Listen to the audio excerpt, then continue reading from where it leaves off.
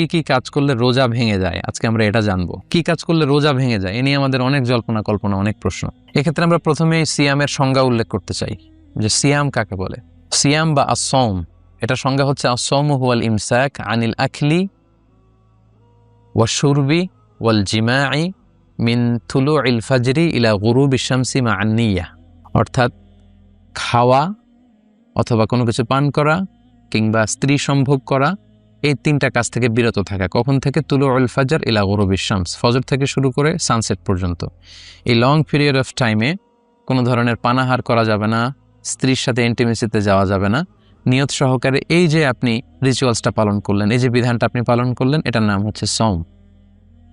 তো সওম বা সিয়ামের এই সংজ্ঞা থেকেই, এই ডেফিনেশন থেকেই কিন্তু আমরা বুঝতে পারছি যে আমরা যদি কেউ খাই তাহলে রোজা ভেঙে যাবে, পান করলে রোজা ভেঙে যাবে, স্ত্রী সম্ভোগ করলে রোজা ভেঙে যাবে।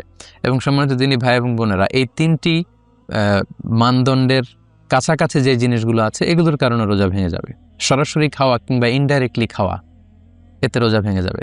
ডিরেক্টলি আপনি স্ত্রীর সাথে ফিজিক্যাল ইন্টিমেসিতে যাওয়া অথবা যে কোনোভাবে আপনার শাহওয়াতকে পূর্ণ করা, এটার মধ্যে দিয়ে যদি আপনার সিমেন আউট হয় তাহলে কিন্তু আপনার রোজা ভেঙে যাবে। তাহলে এই সংজ্ঞার আলোকে আসুন আমরা জেনে নিই যে কি কি কাজ করলে আমাদের রোজা ভঙ্গ হয়ে যাবে। 1 নম্বর হচ্ছে ইচ্ছাকৃত যদি কেউ খেয়ে ফেলে রমাদানে, ইচ্ছাকৃত খাবার খেলে রোজা ভেঙে যায়।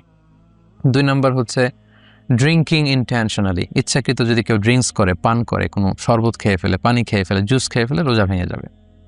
3 নম্বর হচ্ছে যদি ফিজিক্যাল ইন্টারকোর্স করে দিনের বেলায়, হাজব্যান্ড ওয়াইফ যদি ফিজিক্যাল ইন্টারকোর্স করে তাহলে তাদের রোজা ভেঙে যাবে। এবং এই ইচ্ছাকৃত খাওয়া, পান করা এবং ফিজিক্যাল ইন্টারকোর্স করা এটা খুব ভয়ঙ্কর। এই কারণে আপনার যে রোজাটা ভাঙলো এটা শুধু কাজা করলেই হবে না, কাফফারাও করতে হবে। এবং একটা রোজার কাজা হচ্ছে একটি রোজা রাখা, আর একটি রোজার কাফফারা হচ্ছে 60টি রোজা রাখা।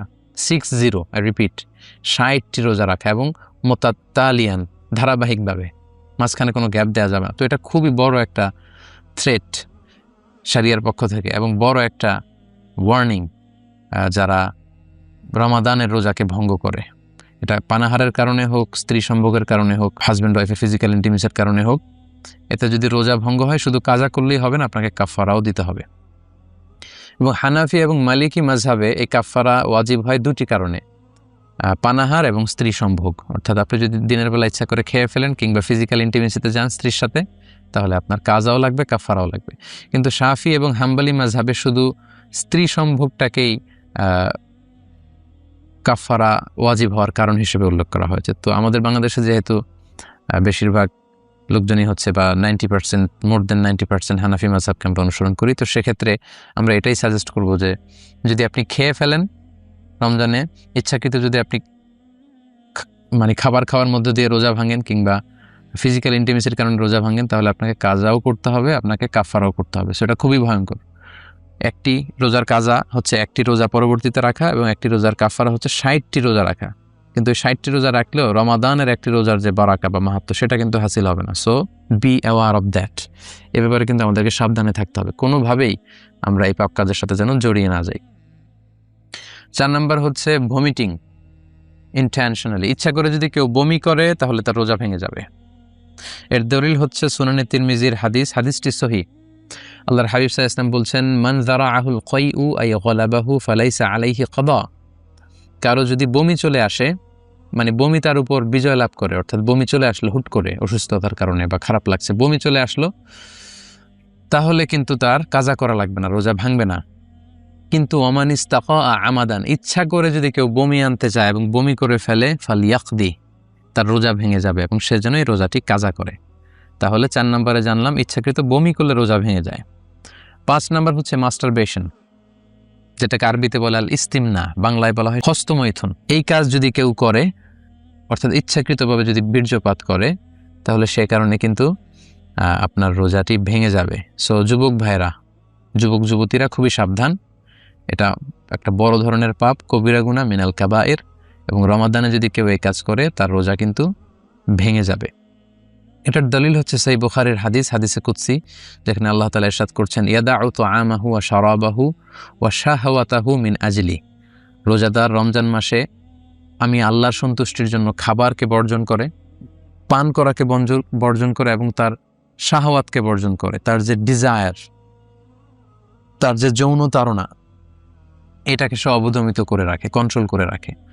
সো আপনি যদি ইস্তেমনা করেন অর্থাৎ মাস্টারবেশন করেন, তার মানে এর মাধ্যমে আপনি আপনার শাহওয়াতকে, আপনার খায়েশকে আপনি পূরণ করলেন। সিমেন আউট করার মধ্য দিয়ে আপনি কিন্তু আপনার এই শাহওয়াতকে অর্জন করে ফেললেন। ফলে এই যে সিয়ামের একটা পার্ট হচ্ছে শাহওয়াতকে বর্জন করা, সেটা হয়নি। ফলে এ কারণে আপনার রোজা ভেঙে যাবে। সো খুব সাবধান। 6 নম্বর হচ্ছে কেউ যদি সিগারেট খায়, স্মোকিং করে, স্মোকিং ইনভ্যালিডেটস দ্য ফাস্ট। স্মোকিং এমনিই তো এটা বড় ধরনের গুনাহ, এটা স্বাস্থ্যহানি হয়, পরিবেশ দূষণ করে, আশেপাশে যারা থাকে তাদেরও ক্ষতি।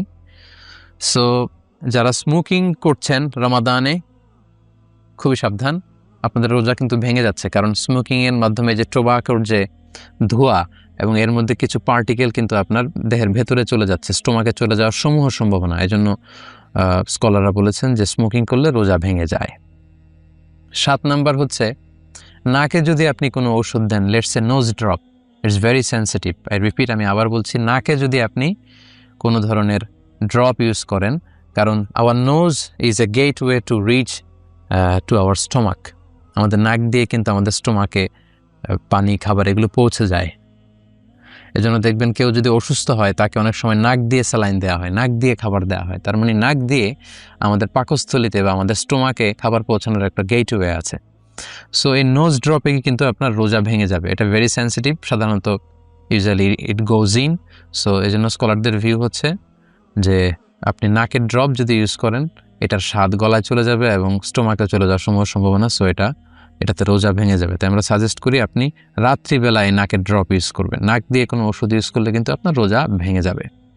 এটার দলিল হচ্ছে সুনানে তিরমিজির হাদিস। আল্লাহ রাসূল সাল্লাল্লাহু আলাইহি ওয়াসাল্লাম এক সাহাবীকে বলেছিলেন যে আসবিগিল wudu, তুমি অজুকে পরিপূর্ণভাবে আদায় করো, ওয়াখাল্লিল বাইনাল আসাবি', আর অজুর সময় আঙ্গুলগুলো সুন্দর করে খিলাইল করে করে পানি পৌঁছে দাও, ওয়াবালিগ ফিল ইস্তিনশাক, আর ভালো করে নাকে পানি দাও। আমরা অজুর সময় নাকে পানি দিয়ে ইস্তিনশাক করি।